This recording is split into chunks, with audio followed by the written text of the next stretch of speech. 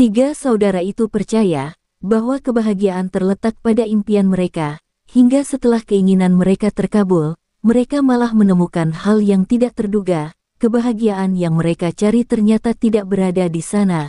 Lalu di manakah kebahagiaan itu sebenarnya, dan bagaimana akhirnya mereka menemukan kebahagiaan sejati? Jawabannya akan teman-teman temukan dalam kisah kali ini. Sebuah kisah yang akan membantu teman-teman meraih kebahagiaan sejati dalam kehidupan. Di sebuah desa kecil yang tenang, di tepi hutan lebat hiduplah tiga bersaudara, Dharma, Angga, dan Sami.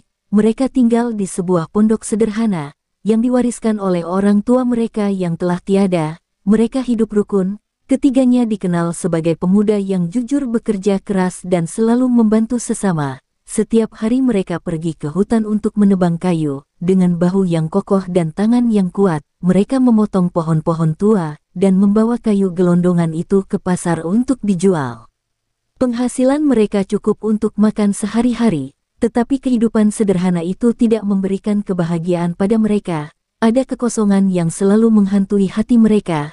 Apa yang sebenarnya kita cari dalam hidup ini? Tanya Dharma suatu malam, ketika mereka duduk di depan perapian. Wajahnya terlihat murung. Aku ingin memiliki rumah besar dan megah. Mungkin saat itu aku akan bahagia dengan mata berbinar. Angga mengangguk pelan. Aku ingin ladang yang luas dengan hasil panen yang melimpah. Dengan begitu kita tak perlu lagi bekerja keras di hutan. Sedangkan Sami paling muda, tersenyum kecil. Aku hanya ingin seorang istri yang cantik, yang membuatku merasa istimewa setiap kali aku pulang ke rumah. Keinginan mereka begitu berbeda, namun kesedihan yang mereka rasakan sama. Hidup yang mereka jalani tampak hampa, meskipun mereka memiliki segalanya untuk bertahan. Pada suatu sore, saat mereka berjalan pulang dari hutan, dengan membawa tumpukan kayu, mereka melihat seorang pria tua yang membungkuk di pinggir jalan. Wajahnya sayu dan ia membawa keranjang berat di punggungnya. Hati ketiga bersaudara itu tergerak, dan pikir panjang. Mereka segera menurunkan kayu yang mereka bawa, dan segera menghampiri pria tua itu. Bapak tua, biarkan kami membantu Anda membawa keranjang itu, kata Dharma dengan sopan. Bapak tua itu mengangguk, sambil tersenyum lemah.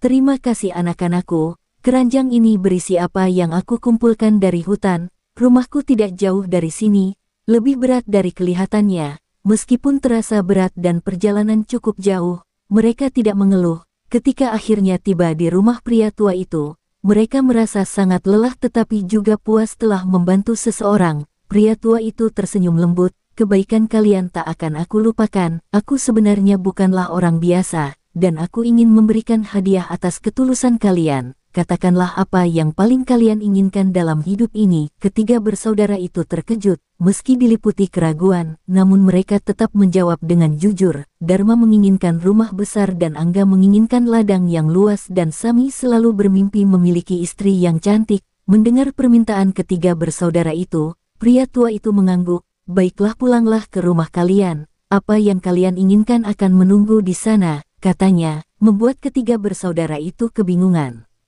Ketika ketiga bersaudara itu tiba di rumah mereka, mereka melihat sebuah rumah besar, dengan pilar-pilar megah berdiri di samping pondok mereka. Pelayan-pelayan berbaris di depan pintu, siap melayani Dharma. Di kejauhan ladang luas yang subur, terpasang para pekerja yang sibuk, sesuai keinginan Angga, merasa seperti bermimpi dan Sami. Ia melihat seorang wanita cantik berdiri di depan rumah. Dia tersenyum padanya dengan malu-malu. Aku adalah istrimu, katanya, lembut. Mata Sami berbinar penuh kebahagiaan. Mulai hari itu, kehidupan mereka berubah seketika. Dharma menikmati kenyamanan rumah megahnya. Angga mengawasi pekerja di ladangnya yang luas. Sami menghabiskan waktu bersama istrinya yang cantik.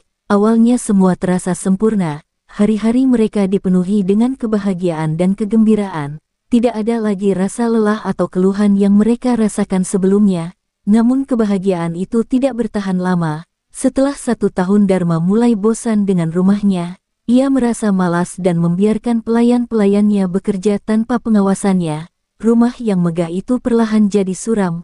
Pelayan-pelayan mulai kehilangan semangat, dan suasana di rumah itu terasa hampa. Di sisi lain Angga merasa terbebani dengan ladangnya. Ia tak lagi menikmati pekerjaan yang sebelumnya. ia dan bagian hasil panen yang melimpah, justru membuatnya khawatir akan serangan hama atau cuaca buruk. Setiap malam ia terjaga memikirkan bagaimana melindungi ladangnya, jadi ancaman yang tidak kunjung datang. Sedangkan Sami, yang awalnya terpesona dengan kecantikan istrinya, mulai menganggap keberadaannya biasa saja. Bahkan ia sering kali pusing mendengar keluhan dan omelan dari sang istri. Ia merasa hubungan mereka kehilangan, yang ada percakapan mereka menjadi singkat dan momen-momen kebersamaan yang dulu membahagiakan. Kini terhadap sahabat ketiganya, kembali merasakan kekosongan yang sama seperti sebelumnya. Mereka sadar bahwa meskipun keinginan mereka telah terwujud, kebahagiaan sejati tetap tidak mereka temukan. Kebahagiaan yang dulu mereka pikir akan datang dengan harga tanah atau cinta, ternyata hanya sementara.